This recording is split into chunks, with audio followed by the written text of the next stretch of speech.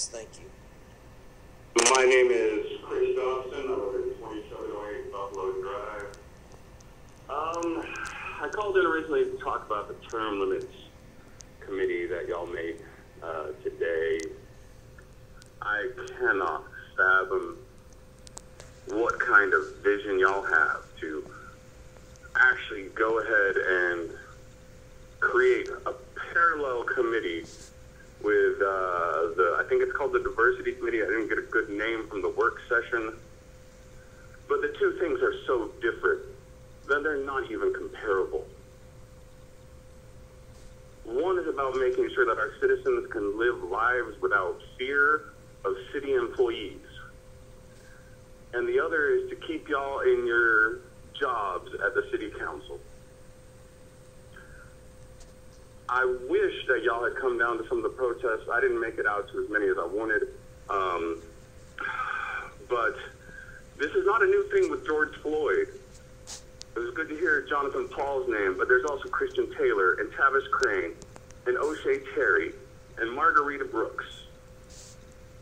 We've had a couple of police officers die in Arlington too, Jillian Smith. But do you remember David Vo? We had 16 officers doing fake traffic stops. We had rogue faxing of files from the APD. We had a teenager body slammed by an Arlington police officer. And we also had the case of Trayshawn Miller, who an Arlington police officer that at the last public meeting was working the city council detail, sat in an ambulance for 15 minutes while one of our residents, our citizens, bled in a parking lot. And it wasn't important enough then to have a town hall. And apparently it's not important enough now to have a town hall. Instead, you want a committee that you can appoint. And I remember the traffic committee, and I remember the surveys, and I remember Tony Tinderholt's wife being important on that, but that's not what we need now, not your friends.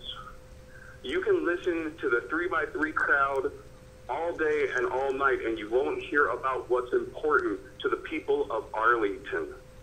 You need to get out of your luxury box mentality. You even build one at the Levitt. Get out of those and come down on the streets and listen to us.